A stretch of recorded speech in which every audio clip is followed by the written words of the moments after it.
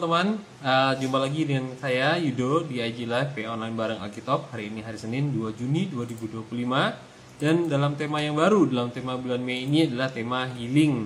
Nah, topik hari ini kita akan membahas tentang jagalah hatimu. Ini bersama-sama dengan Kak Roma juga sebagai host. Dan juga kedua guest kita, ada Kak Noel dan juga Kak Nadine.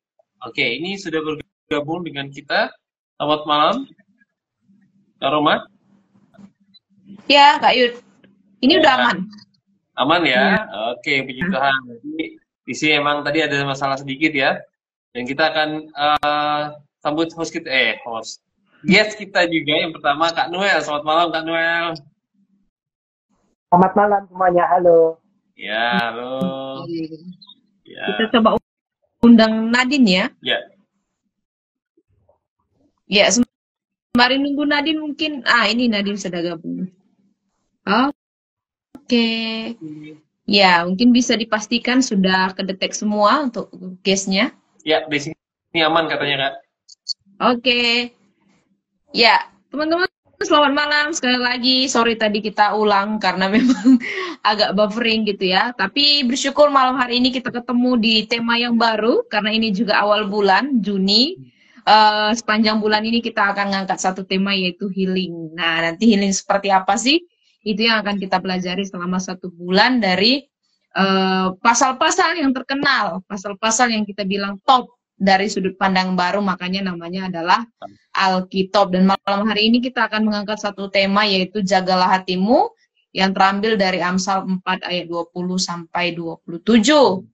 Nah, dalam penggalian kita akan memakai satu metode yaitu SABDA. Apa itu Kak Yud untuk metode SABDA?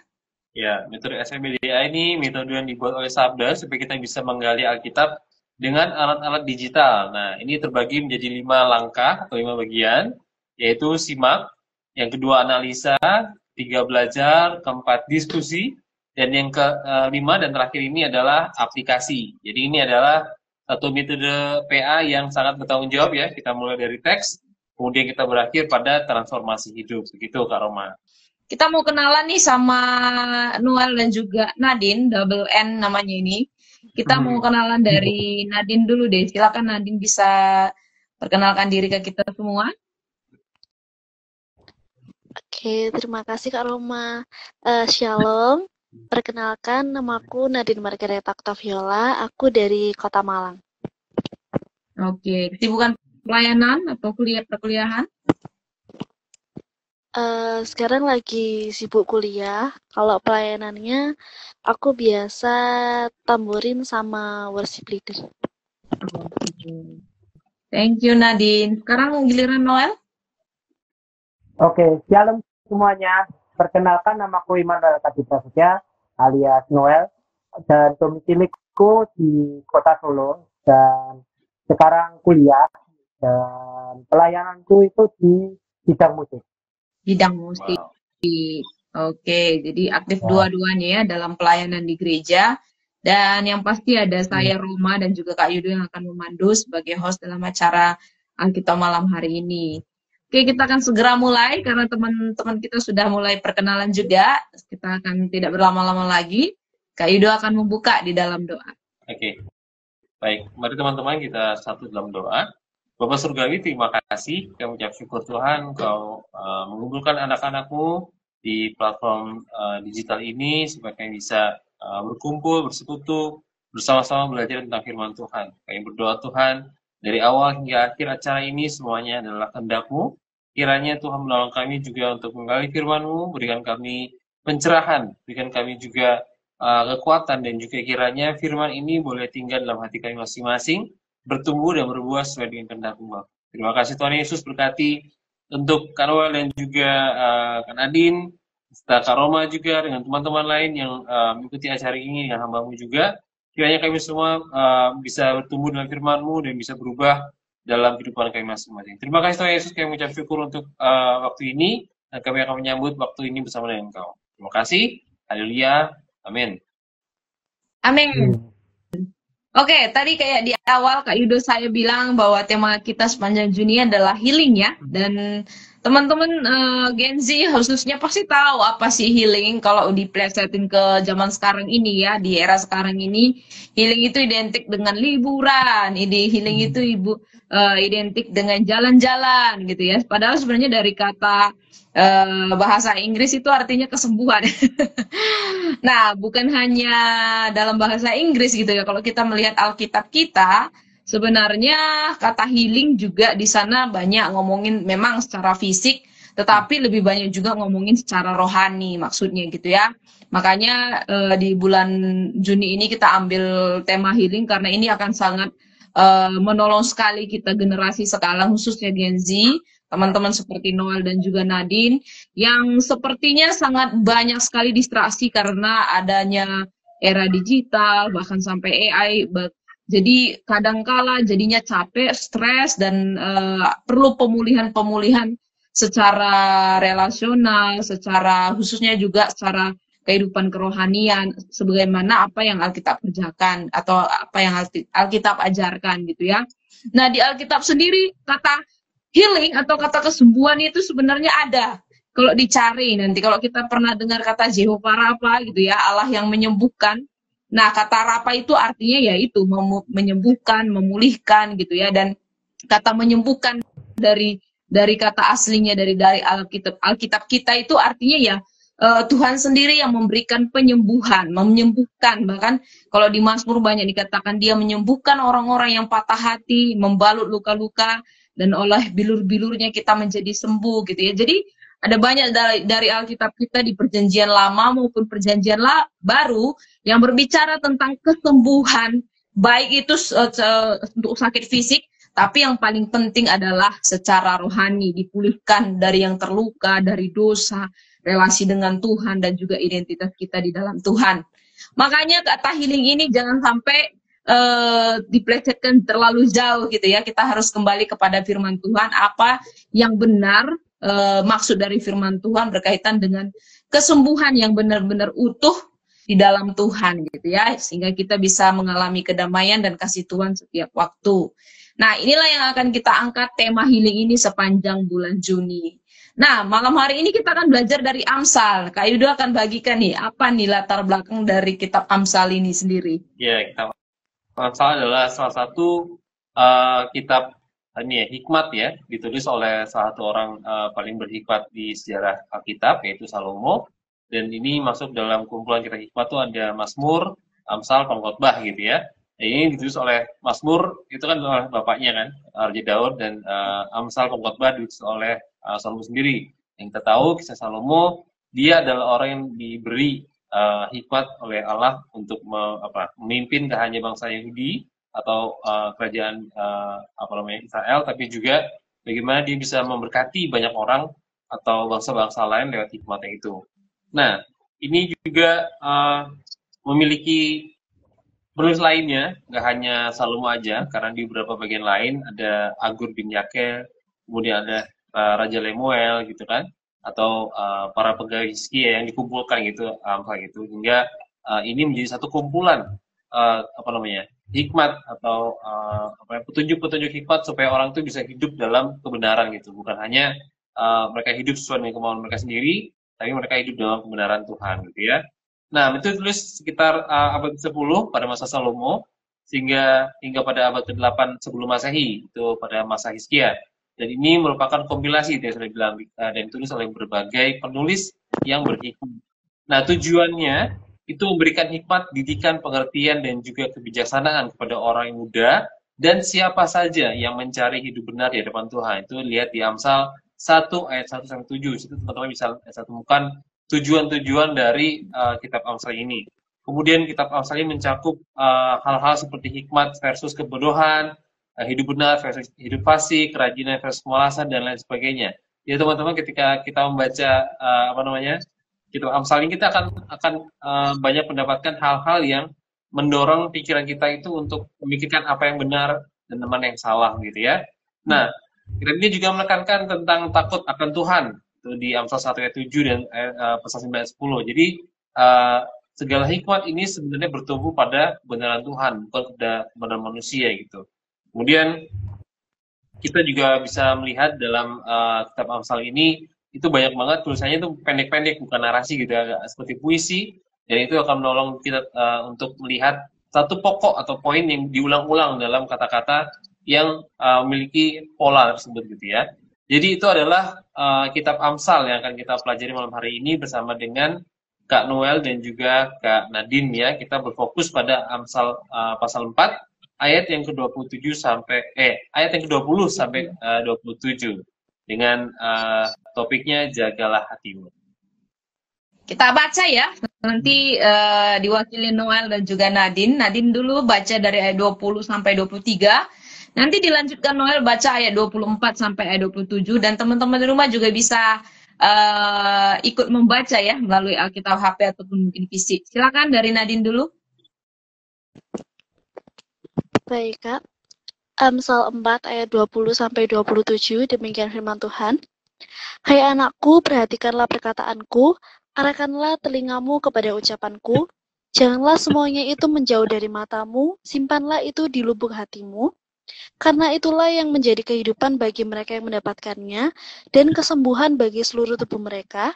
Jagalah hatimu dengan segala kewaspadaan, karena dari situlah terpancar kehidupan. Ya, lanjut Noel. Oke. Ayat 24. Buanglah mulut seorang daripadamu dan jauhkanlah bibir yang dolak-balik daripadamu. Biarlah matamu memandang terus ke depan dan tatapan matamu tetap ke muka. Tempuhlah jalan yang sedang rata dan hendaklah tetap segala jalanmu. Janganlah menyimpang ke kanan atau ke kiri. Jauhkanlah kakimu dari kejahatan. Oh, oke. Nah, 8 ayat nih, dan paling terkenal ada pasti yang teman-teman hafal ya di sini di satu ayat. Kita akan gali 8 ayat ini bersama Nadine dan Noel, dan teman-teman yang juga ikut menggali, silakan nanti berikan komentar responnya juga ya. Kita akan mulai dari langkah simak dulu untuk menyimak ayat-ayat yang ada di 8 ayat ini. Oke, kita mulai dari Nadine dulu ya.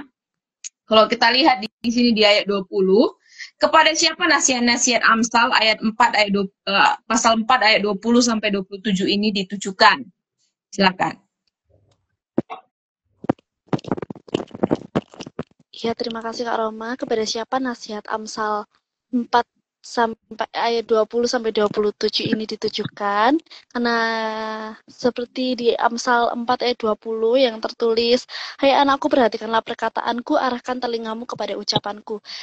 Ini karena kitab Amsal ditulis oleh Salomo, jadi ditujukan kepada anak-anak Salomo, dan representasinya dalam kehidupan kita, ini adalah nasihat yang ditujukan kepada kita, anak-anak Tuhan yang percaya, yang ingin mendapatkan hikmat dan hidup takut akan Tuhan.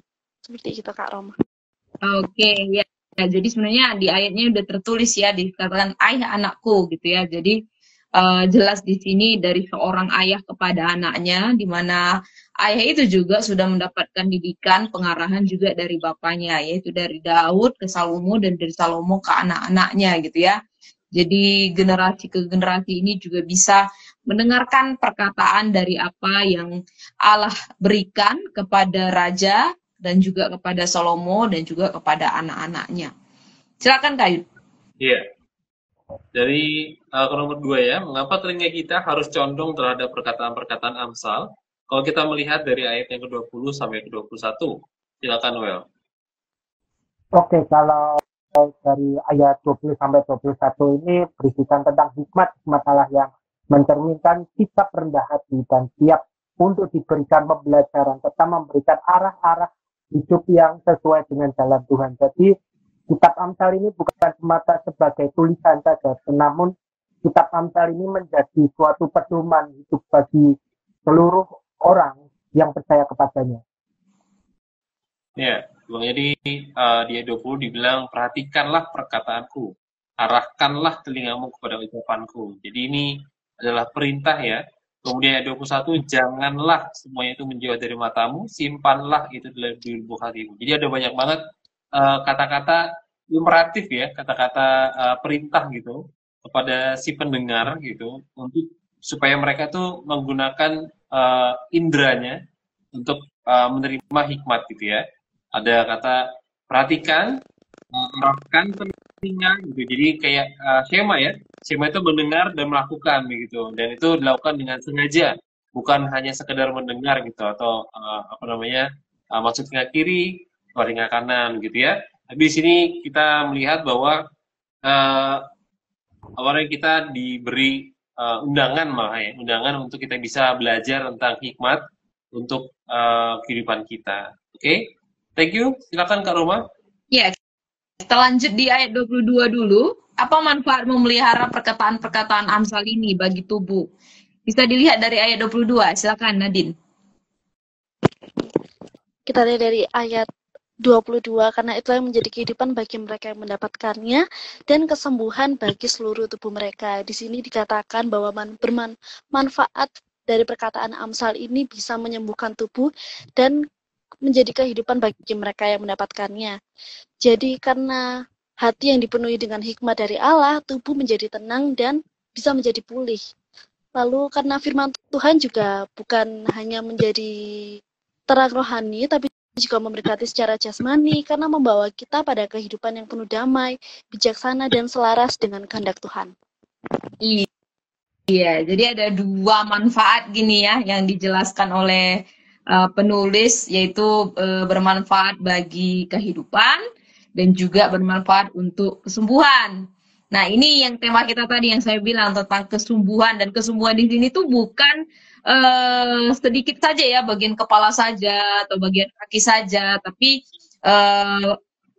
penulis Amsal ini mengatakan kesembuhan bagi seluruh tubuh mereka gitu. Jadi bukan tidak hanya demikian sedikit aja gitu, tetapi sifatnya itu menyeluruh dan bukan kalau seluruh tubuh pun di sini kita lihat mungkin tubuh berarti organ-organ tubuh gitu ya, mata, kaki, telinga gitu ya. Tapi kalau dilihat nanti diselidiki lebih dalam, kata tubuh di sini tuh bukan ngomongin tentang fisik aja, tapi juga berkaitan dengan jiwa ataupun mungkin batin dalam kehidupan seseorang yang mendapatkan kesembuhan dari perkataan-perkataan Amsal yang diterima gitu. Ya, silakan Kak Yud. Iya, untuk Noel, kalau kita melihat dari ayat yang ke-23, bagaimana kita harus menjaga hati dan mengapa kita harus menjaganya. Silakan Noel.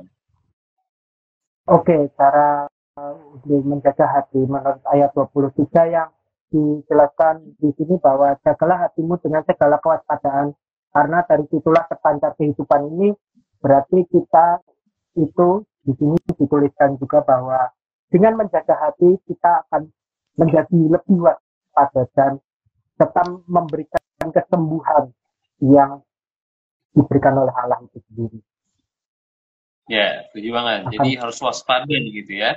Di tadi aku sedikit kulik kata waspada ini, dia sebenarnya itu waspada itu kata Ibrani itu mismar gitu. Itu tempat untuk mengurung gitu. Bisa dibilang jail, penjara atau tempat kurungan atau guard house, yaitu tempat barak tentara gitu. Jadi seperti tentara yang menjaga orang-orang tawanannya. Kita harus menjaga hati dengan kewaspadaan gitu sebagai seperti tentara ya, menjaga orang-orang yang mereka tahan gitu. Dan juga kehidupan di ayat ini ngomong tentang itu sebenarnya bukan kehidupan noun ya, tapi itu sebenarnya adjektif gitu. Itu seperti hidup atau suatu yang fresh, dan juga bisa juga ngomongin tentang air yang segar gitu. Jadi ini ngomongin bukan hanya sesuatu yang yang tentang jasmani, tetapi juga tentang yang rohani seperti yang Kak Roma tadi bilang.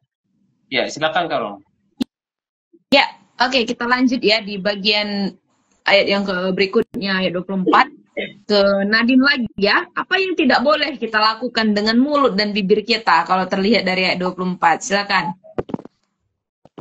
Jika terlihat dari ayat yang ke-24, itu firman Tuhan berkata, buanglah mulut serong daripadamu dan jauhkanlah bibir yang dolak-dalik daripadamu.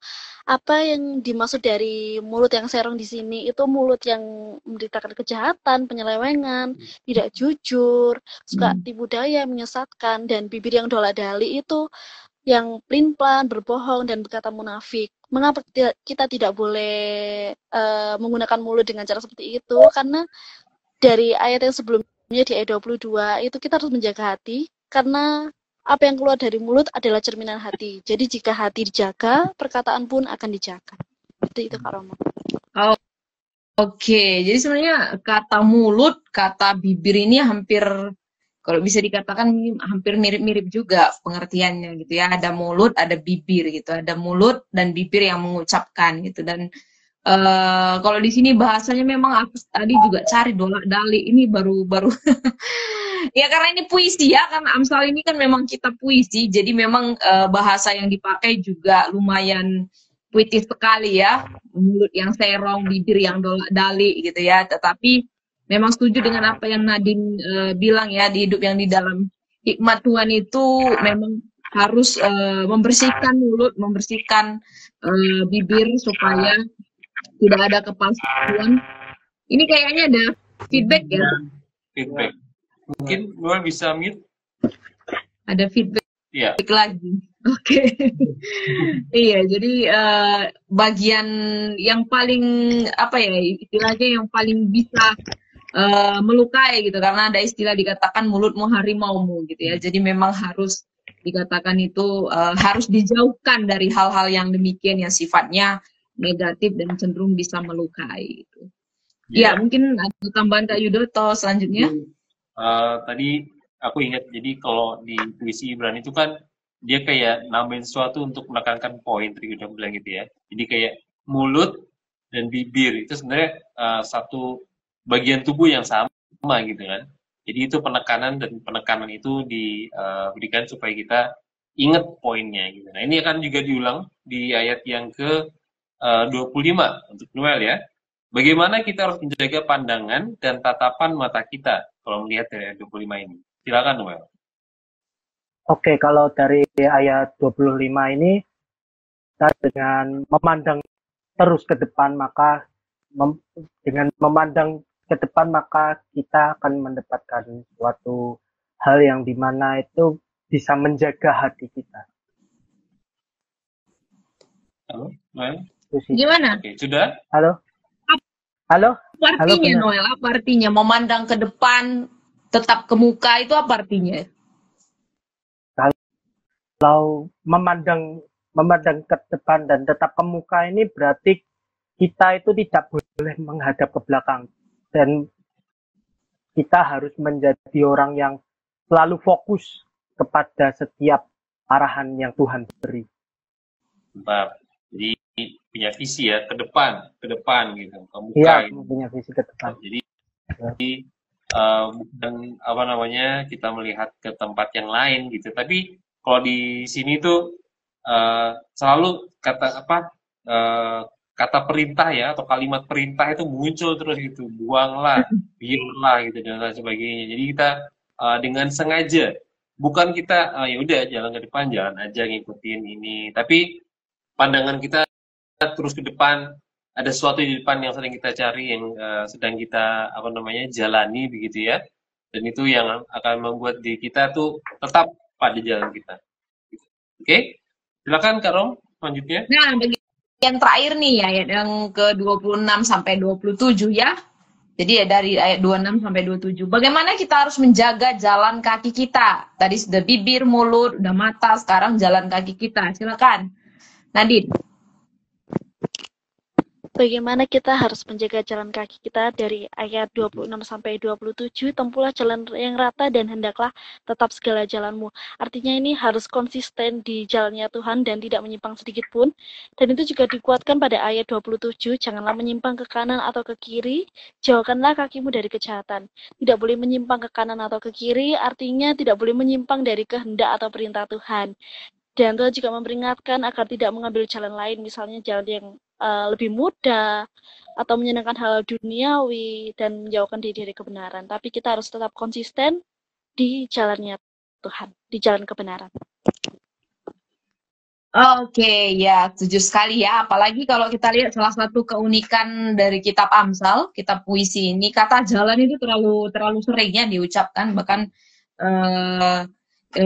sudah sering juga diucapkan di dalam kitab Amsal gitu ya. Jadi jalan di sini tuh udah pasti berkaitan dengan kehidupan yang harus ditempuh di jalan Tuhan gitu, bukan kepada itu tadi ya, kepada jalan yang serong atau kepada jalan yang salah. Makanya dikatakan di ayat 27, jangan menyimpang ke kanan atau ke kiri gitu ya.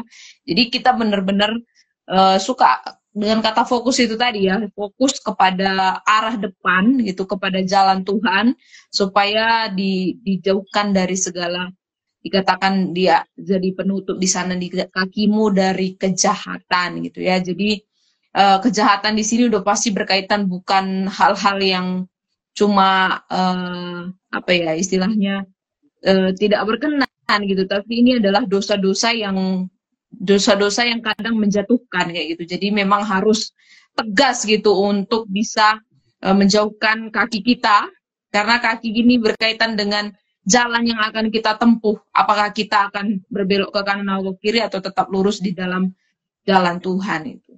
Ya, teman-teman di rumah juga silakan kita coba kita coba simak dari 7 ayat ini. Silakan teman-teman bisa juga memberikan respon ya. Ini sebenarnya Yola di sini juga sudah memberikan responnya. Dikatakan saya setuju dengan Kak Nadine. Kita diingatkan untuk berhati-hati untuk dalam berbicara dan memastikan bahwa kata-kata kita membawa kebaikan dan kebenaran. Atau sebaliknya. Iya. Oke, silakan Kak Yud. Ya, kita masuk ke bagian kedua, yaitu bagian analisa. Kita akan meneliti lebih dalam gitu ya. Oke, untuk Kak Noel, carilah arti kata hati dalam bahasa Ibrani dan jelaskan artinya dalam konteks Amsal ini. Silakan Kak Noel. Oke, bahasa Ibrani dari kata hati ini ialah lev, atau kata lainnya yaitu levaf, yang memiliki arti sendiri yaitu pusat batin manusia. Yang dalam konteks Amsal ini sering disebutkan bahwa hati merupakan pusat batin manusia yang mampu membuat manusia melakukan segala sesuatu. Dan di Amsal ini menjelaskan juga bahwa hati ini merupakan sesuatu yang penting bagi kita sendiri, bahwa ketika kita menjaga hati, kita membuat hati kita itu menjadi lebih tenang, maka kita akan mendapatkan berkat-berkat dan mendapatkan sesuai arahan Tuhan. Iya, benar banget. Jadi bahasa aslinya lev atau levaf, keduanya merujuk pada hati ya. Dan ini berbeda. Kalau kita saat ini mungkin ngomongin tentang hati gitu ya, di sini kali ya. Hati adalah pusat perasaan gitu. Patah hati, sakit hati, kaku hati ke orang Jawa ya. Dan ini biasanya merujuk pada perasaan. Tapi untuk orang Ibrani, hati ini merujuk bukan pada perasaan tok, tapi pada pikiran gitu ya. Terus bilang dari hati keluar segala yang jahat gitu ya. Kemudian kehendak, kemudian emosi dan juga spiritualitas kita gitu ya, kedekatan kita dengan Tuhan itu berhubungan dengan hati kita gitu. Jadi ini satu hal, konsep hati dalam orang Ibrani itu cukup berbeda dan lebih dalam aku rasa. Jadi kita ketika baca Alkitab bisa mungkin memiliki pemahaman baru gitu ya, ketika kita baca ketemu kata hati itu bukan hanya tentang perasaan dan perasaan, tapi sesuatu yang lebih dalam daripada itu. Oke, silakan Kak Roma, ada tambahan? Iya, kenapa nggak otak gitu ya? Kalau kita memang lihat Ibrani kuno itu mereka nggak terlalu punya konsep tentang otak ya. Kalau kita sekarang kan pikiran itu di otak, perasaan itu di hati. Kita coba membedakan gitu ya. Tapi bagi orang Ibrani itu tuh satu kesatuan gitu ya. Entah itu tentang pikiran, perasaan, pemahaman, ketakutan, sukacita, tertekan, itu semua itu kompleks ada di hati gitu ya. Makanya dikatakan hati itu sebagai pusat kehidupan bagi orang Yahudi kalau dilihat nanti di dalam kitab Ulangan gitu. Jadi ya benar sekali, mungkin bertanya-tanya kenapa harus hati gitu, karena memang berkaitan dengan budayanya mereka yang bukan hanya ngomongin, dan ini bukan ngomongin organ fisik ya, leper hati itu bukan, tetapi ini adalah bagian inti terdalam dari keberadaan manusia, baik dalam secara intelek, baik perasaan, baik juga kehendak, keinginan, bahkan untuk tempat untuk bisa kita punya respon kepada Allah, bagaimana mengendalikan hidup kita dan lain sebagainya. Makanya dalam hati terdapat pusat kehidupan, setuju sekali seperti ayat 24 yang disampaikan dari penulis gitu. Nah, kita lihat juga di ayat yang 22 dikatakan apa yang dimaksud dengan kesembuhan tubuh. Kalau misalnya dikulik lebih dalam dari ayat 22 ini. Oke, silakan Nadine. Baik, Kak. Dan kesembuhan bagi seluruh tubuh ini dikatakan di ayat 22. Sebelumnya di ayat yang ke-22 awal itu kita menyorot karena itulah yang menjadi kehidupan. Kata itulah di situ menyorot pada hikmat. Jadi kesembuhan yang dimaksud di sini adalah dari hikmat itu sendiri. Karena hikmat dari Allah mampu memulihkan dan menyembuhkan secara holistik. Secara holistik itu maksudnya dari pikiran, emosi, dan tubuh itu sendiri. Lalu ketaatan pada Tuhan juga membawa kedamaian yang utuh. Ketika hati dipenuhi dengan hikmat Tuhan, hikmat dari Allah, hikmat yang sempurna, tubuh mengalami ketenangan dan pemulihan. Dan juga termasuk juga mengalami kesembuhan. Seperti itu, Kak Roma. Oke, ya. Jadi sifatnya memang menyeluruh sekali ya. Sekali lagi kalau kita lihat di dalam Alkitab, berkaitan sekali gitu tentang kesembuhan tubuh yang kalau dilihat dari ayat 22 ini, selain tadi yang dibilang oleh Nadine tentang hikmat daripada Tuhan, firman Tuhan gitu. Jadi sekali lagi firman Tuhan inilah yang akan menjadi obat pemulih supaya tubuh manusia itu bisa sembuh. Dan itu tadi kita lihat tadi berasal dari pikiran, perasaan dan lain sebagainya itu. Nah, itu bukan sebenarnya kalau di konsep medis pun ada agak-agak berkaitan gitu ya, tetapi firman Tuhan udah menekankan berulang kali ternyata seperti kayak di Amsal itulah dikatakan hati yang gembira adalah obat yang manjur gitu ya. Jadi sebenarnya kayak ketakutan, kayak stres itu biasanya bisa loh memunculkan penyakit gitu ya. Karena aku pernah dengar gitu ya, ada orang yang merawat penyakit kanker gitu ya di rumah sakit, itu biasanya kanker itu muncul karena itu tadi stres yang berlebihan, ketakutan, hidup yang hancur, hidup yang tidak bersyukur dan lain sebagainya, dan akhirnya mendatangkan penyakit gitu. Tetapi ketika hikmat dan firman Tuhan itu memenuhi tubuh dan juga ada di hidup di dalam roh, makanya akan ada kesembuhan tubuh yang diterima oleh manusia gitu, yang membawa kepada kedamaian. Silakan Kak Yud, mungkin ada tambahan? Ini ada tanggapan dari Kak Emily. Setuju bahwa hati adalah pusat kontrol. Menariknya, Tuhan tidak mulai perubahan dari luar, tapi dari hati. Ini untuk yang tadi pertanyaan ke Noel tadi ya. Dan ini jadi ingat bahwa Tuhan tuh akan memberikan hati yang baru gitu. Itu kata-kata yang sering banget kita dengar. Tapi mungkin kali ini kita akan dengarnya berbeda gitu. Atau kita memahami kalimat itu dengan cara yang berbeda nih. Bahwa Tuhan bisa memberi kita hati yang baru. Dia bisa hati yang keras dia lembutkan. Itu benar-benar satu pemahaman yang baru setelah memahami kata dari hati ini ya. Oke, kita akan masuk ke bagian 3. Kita akan belajar, kita akan menyimpulkan gitu ya. Untuk Noel, anggota-anggota tubuh apa saja yang disebutkan dalam Amsal ini dan mengapa anggota-anggota ini penting untuk dipelihara? Silakan Noel. Oke, anggota-anggota tubuh apa saja sih yang disebutkan dalam Amsal ini? Itu terdiri dari hati, terus ada kaki, mata, kepala, mulut, bibir, dan telinga. Dan mengapa anggota-anggota tubuh ini sangat penting untuk dipelihara? Karena pada dasarnya itu tubuh itu adalah bait Allah. Ada sebutan seperti itu yang dimana menjelaskan bahwa ketika kita menjaga tubuh kita, maka kita akan diberkati oleh Tuhan. Kalau kita tidak menjaga tubuh kita sendiri, maka kita tidak akan bisa merasakan berkat, merasakan nikmat yang telah diberikan oleh kita gitu loh, dengan tubuh yang sehat ini. Ya, jadi tubuh Kristus tubuh kita ini adalah bait suci ya, bait Allah gitu ya, dan ini kita juga untuk menjaga tubuh kita. Jadi indera pertama yang disebut adalah telinga. Condongkanlah telingamu kepada perkataanku. Berarti kalau tidak mencondongkan telinga kepada perkataan hikmat, dia mencondongkan telinganya kepada yang lain. Dan itu bisa mempengaruhi semua bagian tubuh yang lain gitu ya. Dari telinga mendengar sesuatu yang lain, yang jahat gitu ya. Dari situ ke hati, dari hati memiliki niat. Nah, niat ini akhirnya dilakukan oleh bibir, oleh mata, oleh kaki gitu ya. Sehingga ketika kita nggak merawat, ketika kita nggak menjaganya, kita memiliki kehidupan yang sangat sama sekali berbeda dari apa yang dikehendaki oleh Allah. ya. Oke. Silakan Kak Roma. Ya, kita lanjut ya. Apa nih hubungan nasihat Amsal ini dengan hati manusia? Bagaimana menurut Nadine dari ayat-ayat ini tadi? Hubungan nasihat Amsal ini dengan hati manusia, karena tujuan dari nasihat-nasihat atau hikmat-hikmat yang disampaikan dalam firman Tuhan itu agar manusia menjaga dan mengarahkan hati kepada hikmat Allah. Karena hati adalah sumber kehidupan, maka semua anggota tubuh seperti telinga, mata, mulut, kaki, tadi yang berkaitan yang sudah disebutkan juga harus tunduk pada kebenaran yang mengisi hati.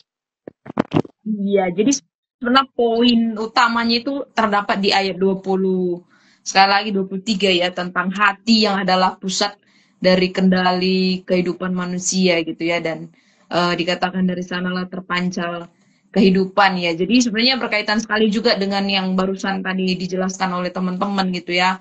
Dari hati itu akan mempengaruhi cara kita berpikir, cara kita mendengar, cara kita berbicara, bahkan cara kita berjalan. Makanya ketika kita belajar firman Tuhan, mendapatkan hikmat dari firman Tuhan, itu datang kepada pikiran kita, intelektual kita, tetapi nggak sampai di situ saja. Hati kita juga harus benar-benar diubahkan gitu, supaya kaki kita itu siap melakukan firman Tuhan yang dipelajari gitu. Jadi memang organ-organ tubuh di sini sangat berkaitan sekali dengan hati manusia gitu ya, sehingga yang dilakukan itu adalah kehidupan yang benar gitu. Tapi ketika organ-organ tubuh itu tidak sinkron dengan hati itu tadi, makanya yang dilakukan adalah cenderung hal-hal yang serong atau hal-hal yang tadi dolak-dalik gitu ya, di mana sudah tidak ada integrasi antara hati dan juga tindakan yang akhirnya mendatangkan kejahatan di mata Tuhan gitu. Jadi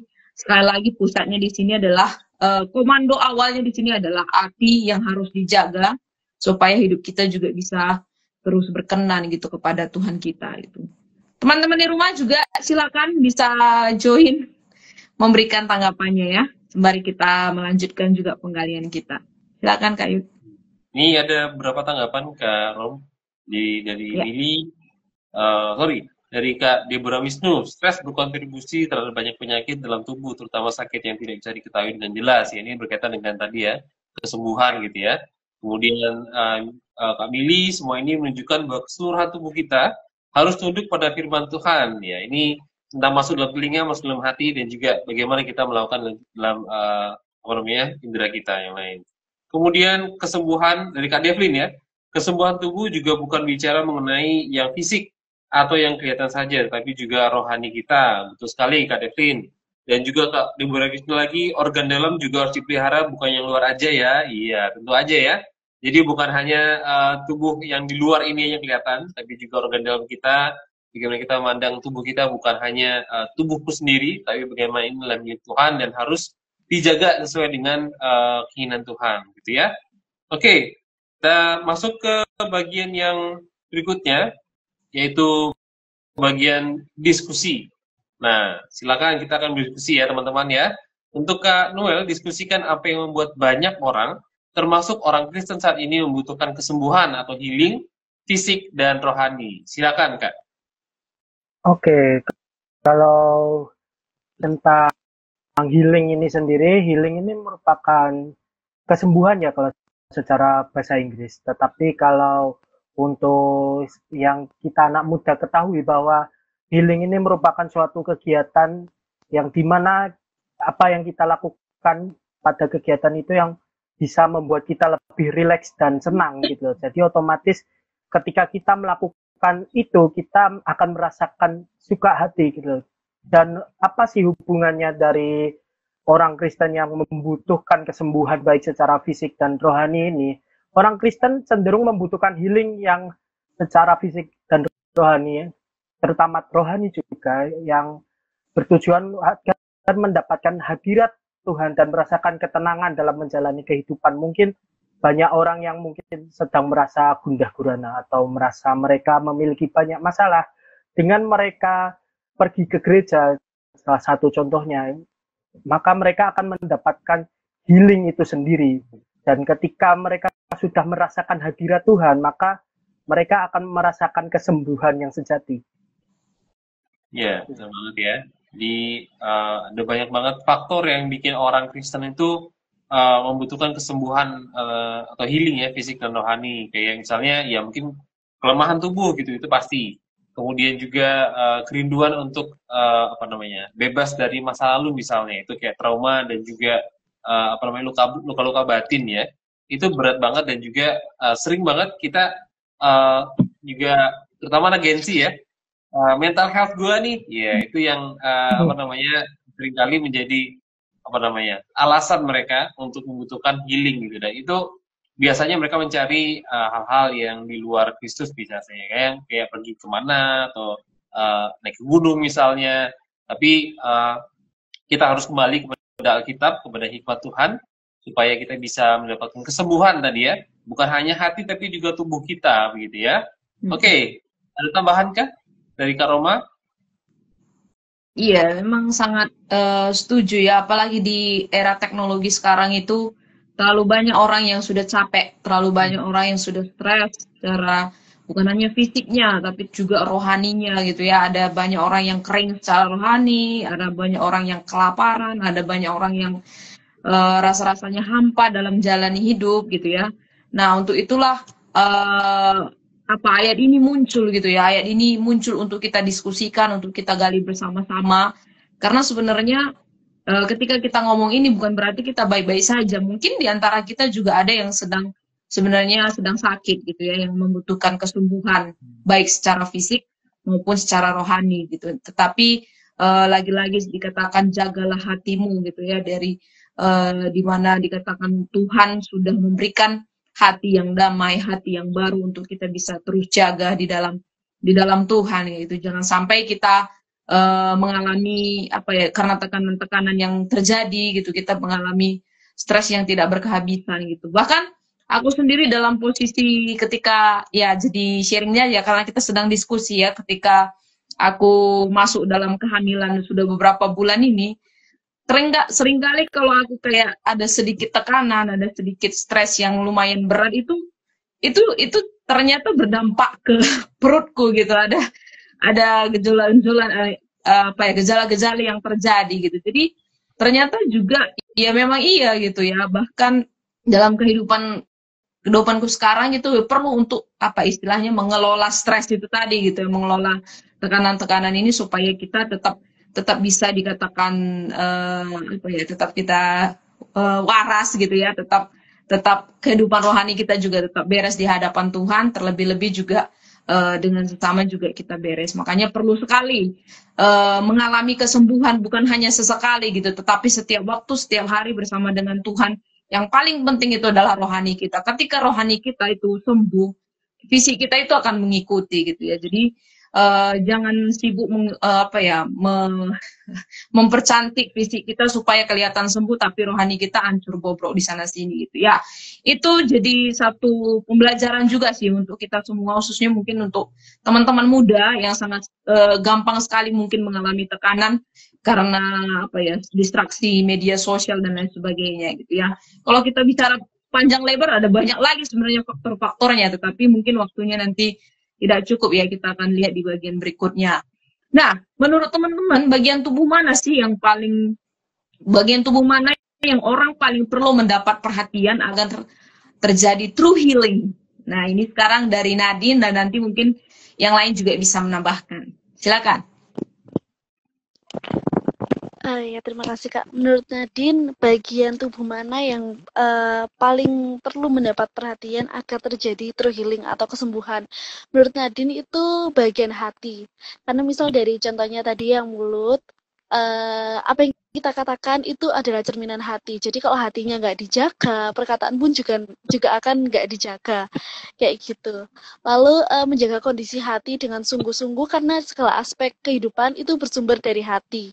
Jadi kalau mau sembuh, hatinya harus dibenahin dulu, kayak gitu. Lalu dari hati yang dijaga baik-baik itu tadi juga, itu juga akan mengalir hal-hal yang hidup, buah-buah yang baik. Kita bisa jadi mendekati orang dan bisa jadi alat kemuliaan untuk Tuhan.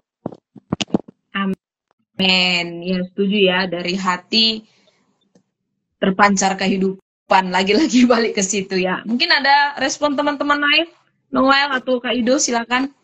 Noel dulu deh.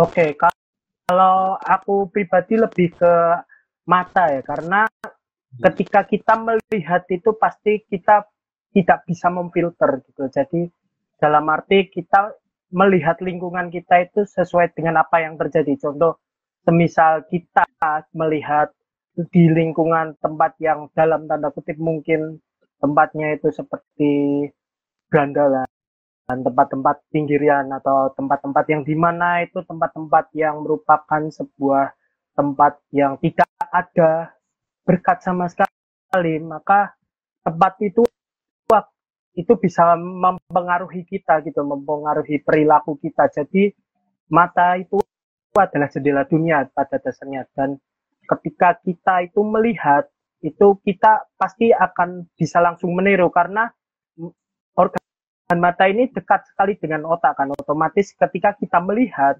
langsung kita masuk ke otak, dan ketika otak itu telah berpikir bahwa oh ternyata perilaku seperti itu boleh, maka itu akan mempengaruhi semua anggota tubuh terutama hati gitu. Jadi konsepnya Noel itu dari mata turun ke hati ya, kayak lagu. Jadi apa yang dilihat dulu di sekitarnya, terus itu hatinya yang akan merespon, habis itu tindakannya akan dilakukan seperti apa gitu ya. Ya ini hanya masalah urutan aja gitu ya, tetapi sebenarnya sekali lagi kalau kehidupan kita ini tadi sembuh, dikatakan hati mengalami kesembuhan, pasti organ-organ lainnya itu juga akan bekerja dengan baik gitu ya, bekerja sesuai dengan tuntunan hikmat firman Tuhan kalau tadi dikatakan di ayatnya gitu ya. Jadi misalnya mata melihat sesuatu yang salah pun hati akan langsung bergejolak, hey itu adalah hati yang salah.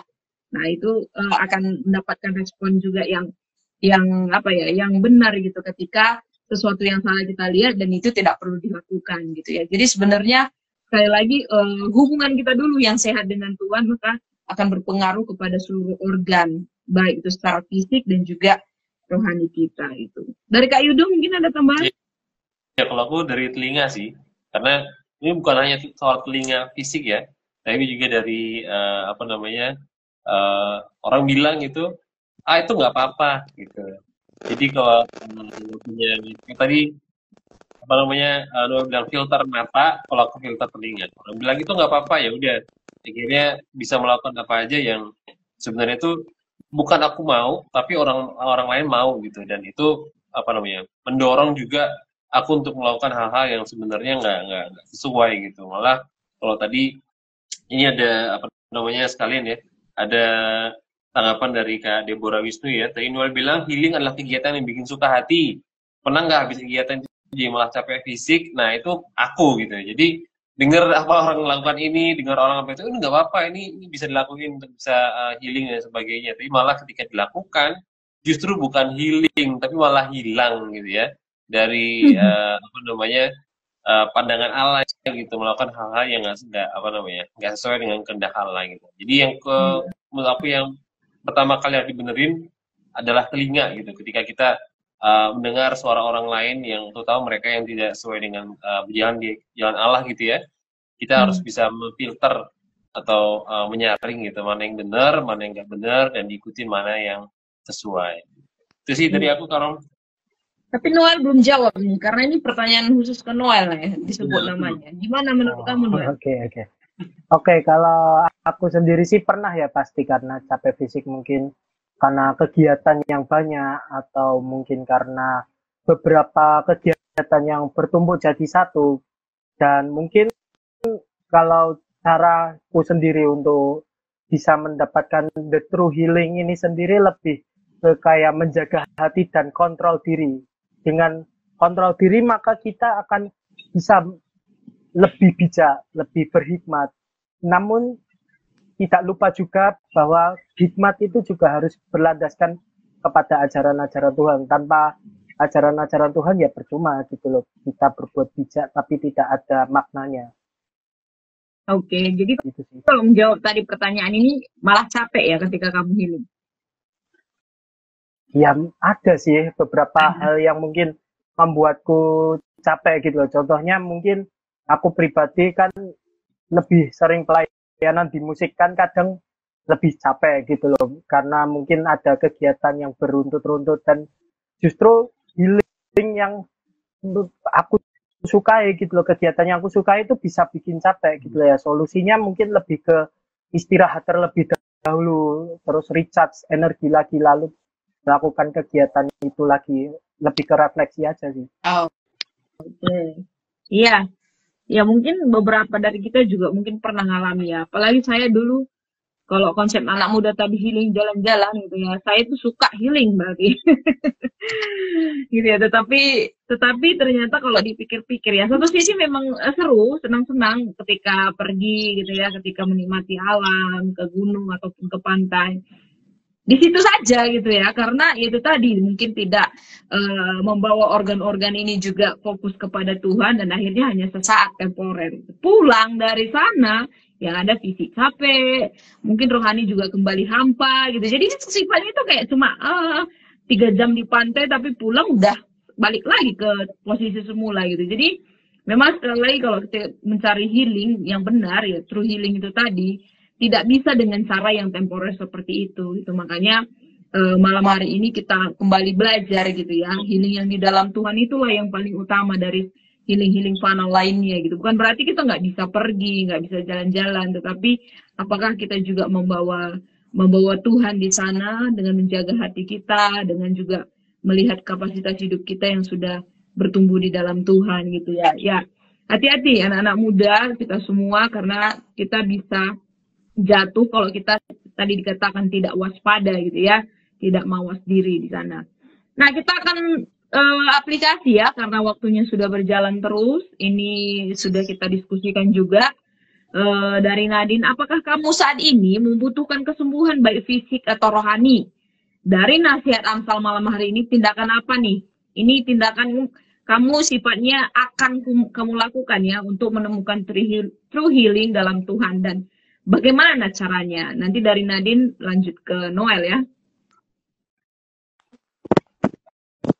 Oke. Menurut Nadine, mungkin membutuhkan kesembuhannya itu mungkin di rohani juga sih. Lebih ke apa ya? Kayak pengen terus gitu imannya itu dipompa-pompa terus sama kasihnya Tuhan, jadi kayak nggak ngedrop, nggak naik turun kayak gitu. Terus dari nasihat Amsal malam ini, tindakan apa yang bakal aku lakuin untuk menemukan true healing bersama Tuhan, itu aku mau lebih deket lagi sama Tuhan. Contohnya kayak ya ikut PA seperti ini, rajin-rajin baca Alkitab, rajin berdoa, menyerahkan sama Tuhan setiap pergumulan. Seperti yang aku bilang tadi, mungkin yang butuh kesembuhan juga itu dari hati aku.